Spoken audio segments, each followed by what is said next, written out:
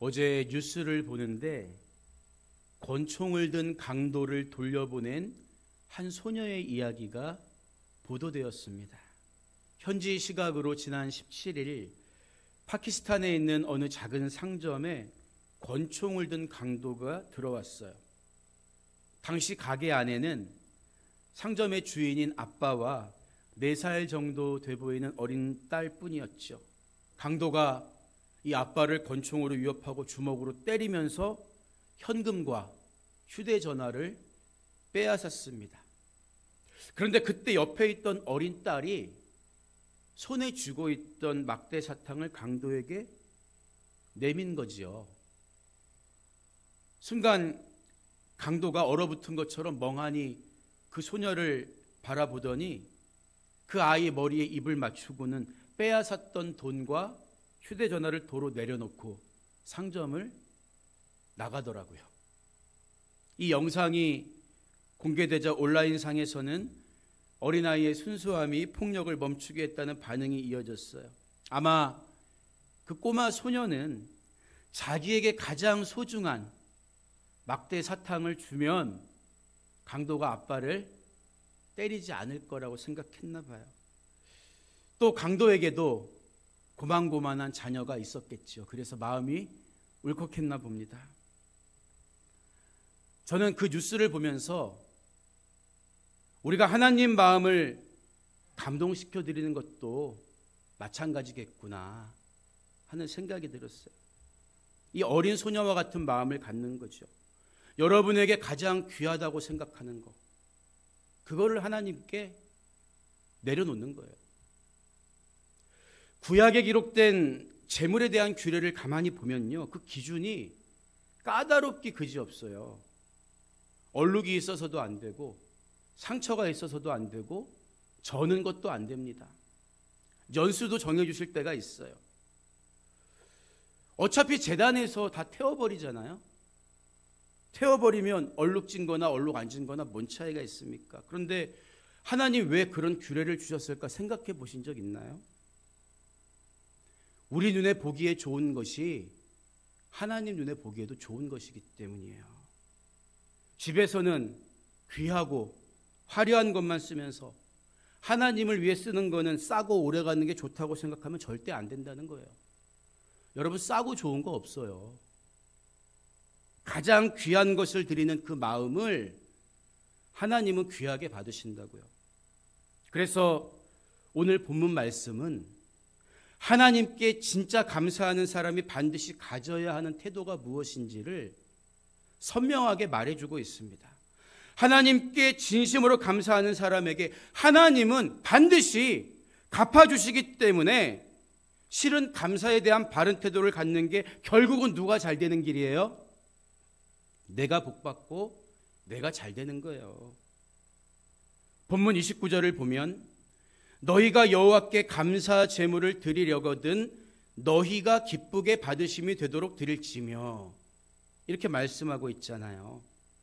문자 그대로 해석하면 감사 제물 못지않게 중요한 것이 그 제물을 드리는 사람이라는 말이죠. 하나님께 드리는 감사의 기준은 내가 아니라 그 감사를 받으시는 하나님이십니다. 왜냐하면 선물이란 게 받는 입장에서 좋고 행복해야 진짜 값어치 있는 선물이기 때문이죠. 오늘 우리가 읽은 말씀은 감사제를 어떻게 드릴 것인가? 감사제에 대한 말씀인데요. 감사제는 하나님께 드리는 화목제 가운데 한 가지 제사의 형태입니다. 레위기를 보면 제사를 드리는 목적에 따라 5가지로 구분할 수가 있죠. 하나님께 전부를 드리는 헌신의 제사가 번제이고 하나님께 기쁨을 드리는 곡식의 제사가 소제입니다. 남에게 해를 입혔거나 보상할 수 있는 죄에 대한 제사가 속건제이고 무엇으로도 씻을 수 없는 죄를 씻기 위한 제사가 속죄제지요. 그리고 하나님과 교제하게 드리기 위해 드리는 제사가 화목제예요. 그런데 화목제 안에는 하나님의 은혜에 감사하면서 그 감사의 이유로 드리는 감사제가 있고, 또 내가 무언가를 미리 바라면서 드리는 서원제가 있고, 자원해서 드리는 낙헌제가 있어요. 오늘 본문에서 언급하고 있는 감사제는 하나님의 인도하심과 은혜에 감사하면서 드리는 제사였다는 거죠. 화목제의 일종입니다. 그런데 본문 말씀을 가만히 보면 너희가 기쁘게 받으심이 되도록 드려야 한다, 이렇게 말하고 있잖아요. 재물보다 재물을 드리는 사람의 행위가 강조되고 있는 말씀처럼 보입니다. 이게 어떤 의미일까요? 그래서 앞뒤 문맥을 우리가 살펴봐야 됩니다. 하나님이 앞선 28절에서 하나님께 드리는 재물의 규례를 가르쳐 주시면서 뭐라고 말씀하시는가 하면, 재물의 어미와 그 새끼를 같은 날에 잡지 말아라, 이렇게 당부하세요. 하나님은 인애하신 분입니다. 어머니 젖을 먹고 사는 그 새끼와 어머니를 같은 날 도축하지 말라는 거죠. 그러니까 감사 제물을 내가 드린다는 명목하에 하나님이 주신 규정, 규례를 거스르면서 드리는 제물은 하나님 기뻐하지 않으신다. 말씀대로 드린 제물, 즉 말씀대로 행동하는 그 제물을 드리는 사람을 하나님은 기뻐하신다, 이런 말이 되는 거예요. 내가 기껏 감사 제물을 드리는데 하나님이 받지 않으신다면, 내가 말씀대로 준행하지 못해서 그 제물이 무효가 된다면 얼마나 안타까운 일입니까? 창세기를 보면 우리가 잘 아는 가인과 아벨의 제사의 이야기가 나오잖아요. 재미있는 것은 창세기 4장 4절 이하를 보면요, 여호와께서 아벨과 그의 제물은 받으셨으나 가인과 그의 제물은 받지 아니하신지라, 이렇게 말하고 있다고요. 오늘 본문 말씀도 하나님께 감사 제물을 드릴 때 제물만 중요한 게 아니라 너희가 기쁘게 받으심이 되도록 드리라고 말씀하고 있잖아요. 우리가 하나님께 감사 제물을 드리는 원칙은 제물만 중요한 게 아니라는 거예요. 그 제물을 드리는 사람도 하나님이 받으실 만해야 하다는 것이죠. 그리고 그 기준이 뭐라는 거예요? 그가 하나님이 드리는 제물을 말씀대로 준비했느냐. 말하자면 그 제물을 드린 사람이 말씀에 순종하면서 평소에 살고 있느냐, 이게 중요하다는 거죠. 하나님이 아벨과 그의 제물을 받으신 이유가 뭐겠습니까? 하나님이 기뻐하실 만한 삶을 살았다는 거예요. 반대로 가인과 그의 제물을 받지 않으신 이유는 뭐예요? 성경 말씀을 보면 끊임없이 동생과 비교하면서, 아니 하나님이 왜 내 거 안 받으셔? 안색이 바뀌고, 하나님이 죄를 다스리라고 충고했음에도 불구하고 결국 질투심에 눈이 멀어서 동생을 죽이고만 가인의 악한 태도가, 그의 삶이 왜 하나님이 그를 받지 않으시고 그가 드린 제물도 받지 않으셨는가를 보여준다고 할 수 있는 거예요. 무엇을 드리느냐보다 누가 드리느냐가 더 중요한 거예요. 그런데 감사를 하는 목적이 그 감사 자체에 순수하게 있지 않고 일종의 투자라고 여기는 분들이 있어요. 내가 이걸 드려야 하나님이 더 주시니까, 11조를 드려야 하나님이 더 채워주시니까, 11조가 원래 하나님의 것이기 때문에 드린다는 성경의 가르침은 잊어버리고 이거를 드리면 100배로 돌아와, 이런 식으로 하나님께 감사하는 분들이 있다는 거죠. 물론 화목제 중에는 말씀드린 것처럼 내가 하나님께 무언가를 간절히 바라는 마음으로 그거를 받을 줄 미리 믿고 믿음으로 드리는 서원제가 있습니다. 하지만 서원제도 투자와는 전혀 다른 거예요.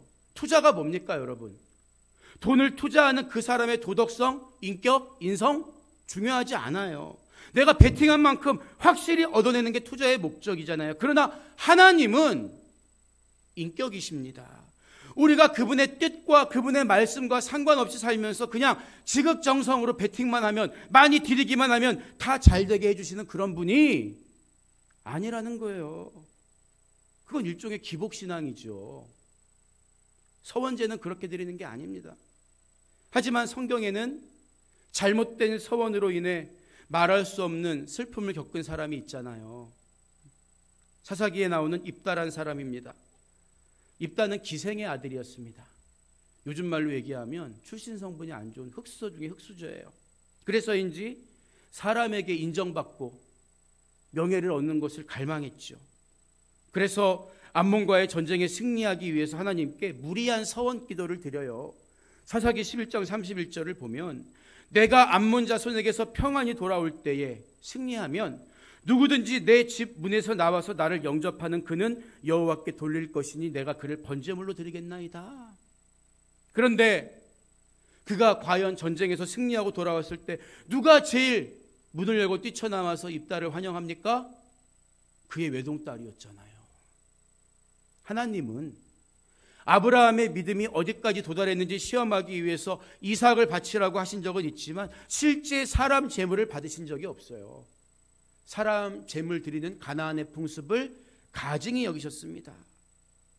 그런데 자기 명예를 위해서 하나님 마음을 헤아리지 않고 자기 욕심에 치우쳐 교만하게 서원했던 입다의 비참한 모습을 우리는 성경을 통해서 확인하잖아요. 서원기도는 그렇게 드리는 게 아니라고요. 우리는 그런 어리석은 사람이 되면 안 됩니다. 하나님께 드리는 감사가 투자가 되지 않으려면, 진짜 하나님을 향한 우리의 진심이 되려면 나의 귀한 것, 이것을 받으실 하나님이 얼마나 기뻐하실까, 여기에만 초점이 맞춰져 있어야 되는 거예요. 내가 이걸 드렸으니까 뭘 주시겠지, 이게 아니라 형식만 있고 마음이 없으면 외식이지만 마음은 있다고 하면서 형식이 없으면 가식입니다. 하나님께 드리는 것은 우리의 마음과 드리는 제물이 다 중요한 거예요. 그래서 바울은 로마서 12장에서 그러므로 형제들아 내가 하나님의 모든 자비하심으로 너희를 권하노니 너희 몸을 하나님이 기뻐하시는 거룩한 산 제물로 드리라. 이는 너희가 드릴 영적 예배니라. 이렇게 권면하는 거죠. 우리가 주님께 드릴 가장 귀한 게 있다면 뭐겠어요? 우리 자신입니다. 우리 자신. 우리의 모든 삶의 자리에서 하나님이 받으실 만한 복음을 영화롭게 하는 삶을 살 수 있다면 하나님이 우리의 예배를 얼마나 기쁘게 받으실까요? 그런 예배자를 하나님은 언제나 찾고 계셨다는 거예요. 우리가 먼저 하나님 앞에 온전히 드려질 때 우리가 드리는 물질도 헌금도 하나님은 흠양하시고 우리에게 복으로 갚아주시는 거예요. 이런 진실한 감사로 하나님을 기쁘시게 하는 여러분 모두가 되시기를 주님의 이름으로 축복합니다. 재물도 중요하지만 재물을 드리는 사람이 더 중요하다. 하나님께 감사함에 있어서 또 한 가지 중요한 원칙이 있습니다. 그것은 내가 하나님께 드린 것에 대해서 내 권리를 주장하지 않는 거예요. 무슨 말이냐 하면 드리고 나서 생색을 내거나 드린 후에 저거 내가 헌물한 건데 저거 내가 바친 건데 주장하면 안 된다는 거. 그냥 잊어버리라는 거. 본문 30절을 보면 하나님께서 그 제물은, 감사 제물은 그날에 먹고 이튿날까지 두지 말라. 나는 여호와이니라. 이렇게 말씀하세요. 앞서 말씀드린 것처럼 화목제에 세 가지 종류가 있다고 그랬죠. 오늘 본문에 나오는 감사제, 그리고 서원제, 낙헌제가 있는데 이 서원제와 낙헌제에 드린 제물의 고기는 이틀 동안 먹을 수가 있어요. 설명을 조금 드리면 하나님께 번제로 불살라 드린다고 할 때 이 번제는 짐승의 제물의 고기까지도 다 태워드려요. 먹을 게 없습니다. 근데 화목제로 드리는 짐승의 제물은 주로 내장과 콩팥 주위에 이 기름 부분만 태워드리거든요. 사실 이스라엘 사람들에게 이게 가장 별미였대요. 그러니까 가장 귀한 거 하나님께 태워드리고 그 남은 고기 덩어리 있을 거 아니에요. 그것은 제물을 드린 사람이 먹을 수가 있었다는 거예요. 그런데 감사로 드린 제물 말고 서원제와 낙헌제, 화목제 중에 이것은 이틀 동안 먹고 3일째는 폐기해야 되는 거예요. 하지만 오늘 본문에서 다루고 있는 감사제, 화목제 중에 감사제만큼은 반드시 그날 다 먹어라. 그날 다 먹어라. 왜 하나님께서 감사제로 드린 제물의 고기를 야 그날 다 먹어야 돼? 이렇게 말씀하실지 여러분 생각해 보세요. 이것은 하나님께 감사 제물 드리고 나서 그게 다시 가져가지 말라는 거예요. 다시 소유가 되게 하지 말라는 뜻입니다. 만약에 하나님께 감사 제물 드리고 남은 고기를 오랫동안 두고 먹을 수 있다면 여러분 그거 육포 만들어가지고 이거는 뭐 내가 기름은 태워들었으니까 꽉 먹고 알 먹고 제사도 드렸어? 감사도 했어. 이 제물 나머지는 내가 가지고 와서 육포 만들어가지고 두고두고 먹어야지. 다시 자기 소유물로 삼는다면 여러분 진짜 감사가 될 수 없는 거예요. 온전한 감사가 될 수 없습니다. 하나님께 드린 것에 대해 자기가 주인 행세하는 거 온전한 재물이 될 수 없고 사람들 사이에서도 그거는 치사하다 그러죠. 우리 아이들이 어릴 적에 친한 동기 목사님 댁에 온 가족이 식사하러 간 적이 있었어요. 그 목사님 아들이 우리 아들보다 서너 살 많았거든요. 그러니까 이제 자기가 어릴 적에 놀던 장난감 필요 없는 거를 막 품잡고서 우리 아들한테 주더라고요. 우리 아들이 이제 좋아가지고 막 갖고 놀아요. 근데 제가 차 마시면서 이렇게 쓱 보니까 그 녀석이 우리 아들한테 자꾸만 너 말 안 들으면 이거 뺏는다. 자꾸 그런 얘기 하는 거예요. 제가 그냥 지나치면 좋은데 몇 번 그런 얘기하니까 제대로 참지 못하고 한마디 했죠. 야, 그러려면 뭐하러 줬어? 도로 가져가. 한번 줬으면 그만이지. 그 얘기했다가 집에 오는 길에 그냥 아내한테 핀잔을 들었다는 거 아닙니까? 그 애한테 뭐 그런 얘기를 또 하냐고. 여러분 그런데 애들만 그렇습니까? 아니에요. 사람들 마음이 얼마나 치사한지 몰라. 예전에 제가 사역했던 교회에서 어느 권사님이 화분을 하나 해놓고 싶으시대요. 그러세요. 화분을 하나 해왔는데 이 화분 높이만큼 그 자기 이름 그 리본이 쫙 달려 있는 거예요. 그것도 제가 아니 하나님께 드리면서 무슨 제단에다가 자기 이름 저렇게 길게 써놔 띄워버리려고 했다가 또 아내가 그래도 마음이 그런데 띄면 안 된다고 남겨뒀죠. 그런데 이분이 그 다음부터 교회 나오면 뭐만 쳐다봐요? 이 화분만. 그 화분 위치도 중요해. 딱 강대상 옆에 세워놨는데 다른 분이 좀 약간 이게 대칭이 맞아야 되는데 한쪽에만 있으니까 하려면 또 두 개를 하시든가. 약간 좀 치워놓으니까 또 제자리에 갖다 놓더라고요. 아이들이 왔다 갔다 하다가 꽃잎 몇 개 떨어뜨렸다가 아주 그냥 고래고래 막 혼내시고. 여러분 우리가 말로 하나님께 드렸다고 하면서 여전히 소유권 주장하면 하나님이 보시면서 야, 나 마음 불편해. 나 불편해. 도로 가져가. 이러지 않으시겠습니까?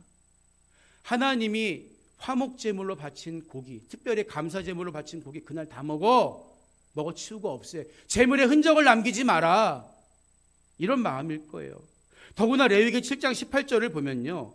만일 그 화목제물의 고기를 이것은 이제 서원제와 낙헌제의 경우인데 셋째 날에 조금이라도 먹으면 그 제사는 기쁘게 받아들여지지 않을 것이라 드린 자에게도 예물답게 되지 못하고 도리어 가증한 것이 될 것이며 그것을 먹는 자는 그 죄를 짊어지리라. 이렇게까지 말씀하고 있어요. 기껏 하나님 앞에 화목하기 위해서 나와가지고 제물 드렸는데 그거 조금씩 남겨두고 꿍쳐두고 셋째 날이 돼서 먹으면 오늘 감사제 같은 경우는 둘째 날이 돼서 먹으면 그것은 예물이 안 된다는 거예요. 도로 가져가. 그리고 가증한 것이 되고 먹는 자는 자기 죄를 짊어진다고까지 말씀하고 있어요.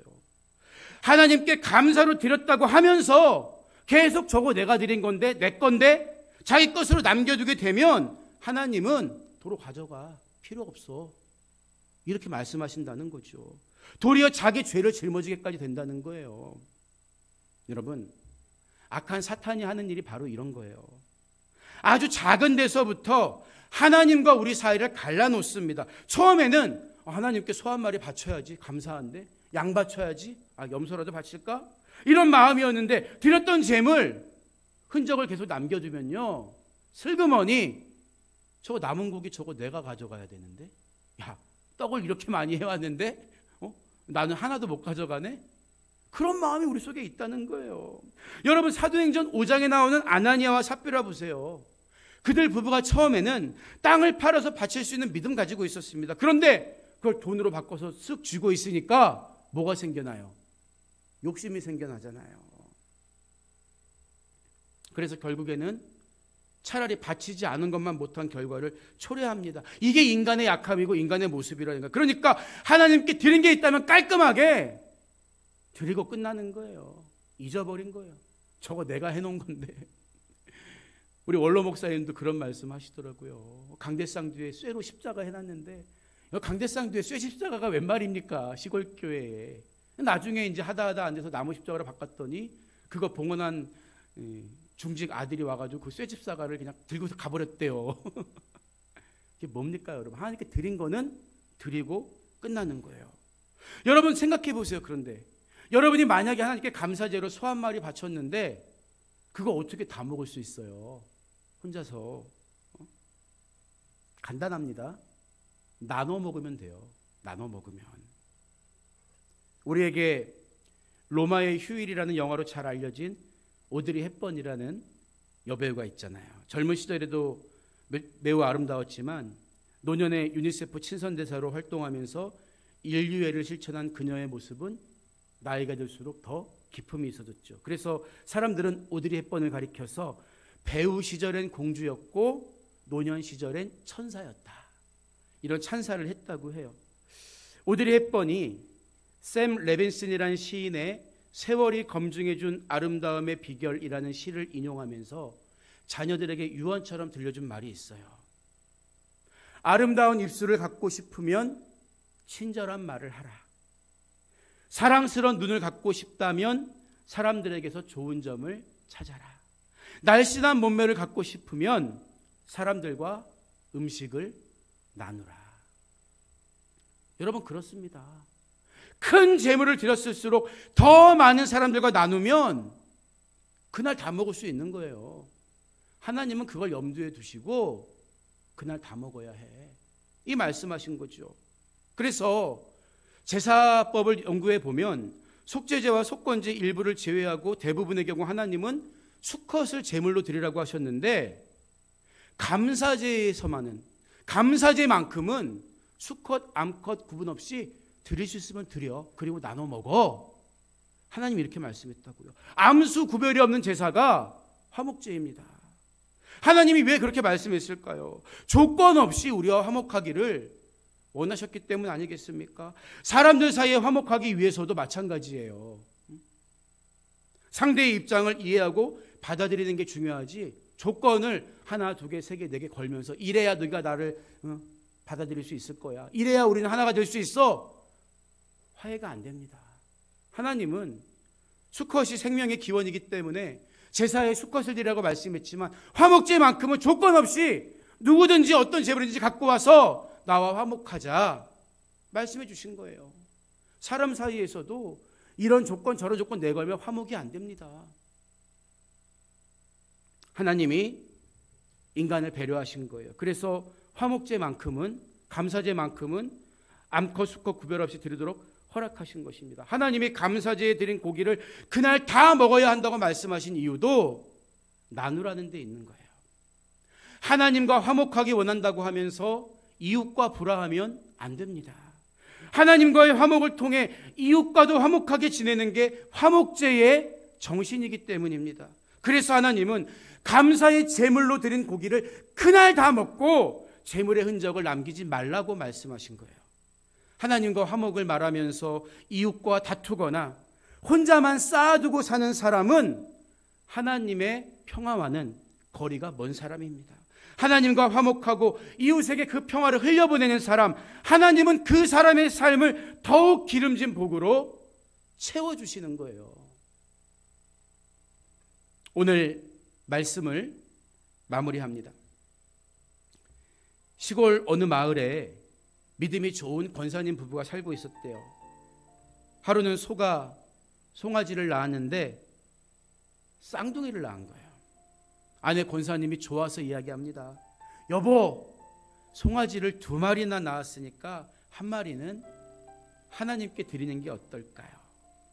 좋지, 그럽시다. 남편 권사님도 맞장구 쳐요. 그런데 다음 날 송아지 1마리가 갑자기 죽었습니다. 외양간에서 돌아오는 남편 권사님이 시무룩하게 이야기해요. 여보, 어떻게 하나님께 드리려고 했던 그 송아지가 죽었어. 아니, 뭐 정해놨습니까? 불확실한 세상을 살다 보니까 우리가 두 마음을 품을 때가 있어요. 그러나 하나님은 어린 소녀의 진심이 강도를 감동시켰던 것처럼 나의 가장 귀한 것, 아니 내 생명까지도 받을 자격이 있는 분이세요. 우리가 아무리 찬송으로 나의 생명 드리니 찬송을 해도 우리 삶이 실제 그것과 거리가 멀다면 하나님이 우리 찬양의 진심을 어떻게 받으실 수가 있겠습니까? 기쁨으로 드리면 기쁨으로 채워주십니다. 전심으로 드릴 때 전심으로 갚아주세요. 다음 주부터 대림절기가 시작됩니다. 만왕의 왕이신 예수님께서 초라한 나에게 목숨을 주러 인간의 모습으로 이 땅에 오신 거예요. 이제는 내가 그 은혜 받았다면 내가 주님을 높여드려야 하지 않겠습니까? 그래서 성경은 감사로 제사를 드리는 자가 나를 영화롭게 하나니 그의 행위를 옳게 하는 자에게 내가 하나님의 구원을 보이리라 분명하게 말하는 거지요.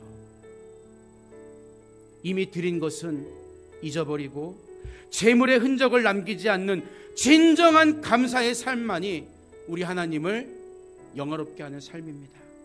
목숨도 아끼지 않으신 예수 그리스도, 우리 주님의 사랑을 기억하면서 감사로 제사 드리는, 하나님께 영광 돌려드리는 여러분의 복된 한 주가 되시기를 주님의 이름으로 축복합니다.